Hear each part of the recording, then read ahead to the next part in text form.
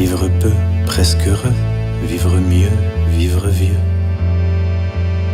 À 40 ans tout rond, Michael Perruchou en a choisi des mots depuis. Des mots pour rire, des mots pour dénoncer, des mots pour rêver ou encore pour chanter. Tour à tour écrivain, musicien et compositeur, ce jeune voix des deux rives glisse sa barbe là où le verbe prend sens. Il sera l'un des invités de la 12e édition des Livres à Lancy, cette année placé sous le signe du roman policier. Lorsque tombe le soir. Une bonne ambiance, une ambiance qui suinte et qui donne envie de rester jusqu'au bout. C'est un peu l'appel de la page suivante. Alors, généralement, il faut aussi que le scénario soit très mécanique, tienne la route, qu'il n'y ait pas de fausse graisse dedans.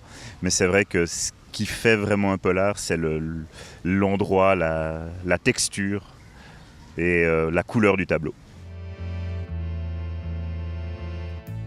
Le premier, ça a été finalement, ça a été Maigret, ça a été Simenon. J'ai connu les rues de Paris et les ambiances de Paris à travers Simenon. Après, c'est vrai qu'il y a les Nordiques, il y a Henning Mankell. J'aime beaucoup Denis Lehane. Il y a beaucoup d'auteurs de polar qui me plaisent énormément. Et puis, si on va chercher plus loin, alors on n'est pas vraiment dans le polar, mais quelque part, les Arsène Lupin ou les choses comme ça m'ont aussi énormément plu. J'ai toujours écrit. Alors ça a été changer les fins de mes bibliothèques roses quand j'étais gamin et puis après écrire des pièces de théâtre pour les copains de classe ou après plus tard pour une petite troupe.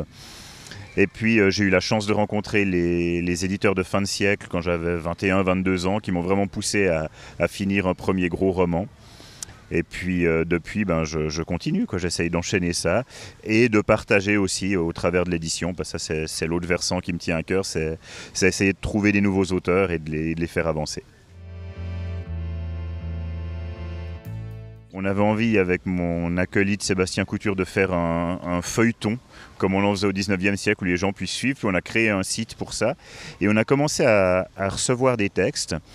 Et c'est là qu'on a pu se rendre compte qu'il y a un vivier extraordinaire de plumes en Romandie. Et puis on a eu envie d'en faire un premier ouvrage, qui en a appelé un deuxième. On a reçu des manuscrits, on les a triés. Il n'y a pas un moment où on s'est dit tiens, on a une maison d'édition. C'est venu comme ça.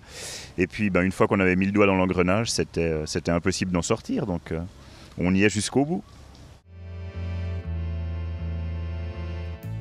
Engagé, oui, parce que c'est une réécriture du monde, c'est recracher ce qu'on a et ce qu'on ressent. Et donc, une écriture complètement dégagée, je ne le vois pas. Maintenant, pour moi, l'écriture n'est pas non plus indiquer ce que les gens doivent mettre sur leur bulletin de vote, loin de là.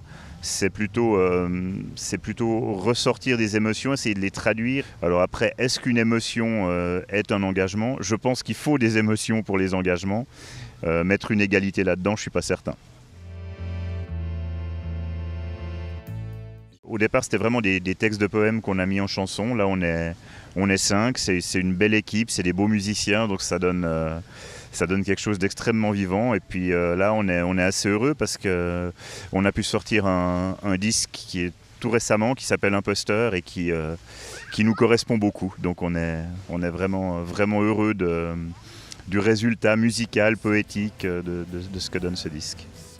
Les écrivains Lolvé Tillmans, Marc Leventhal ou encore Fred Boquet sont les fleurons actuels des éditions Cousu-Mouche. Le cofondateur de cette aventure éditoriale sera présent samedi 1er novembre lors des Livres à Lancy. Michael Perruchou, un écrivain tout-terrain.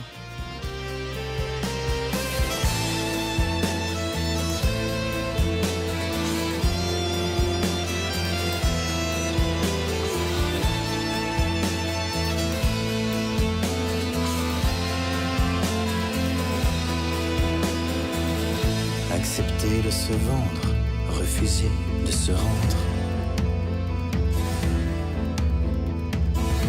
Aller chercher son dû dans les voies sans issue.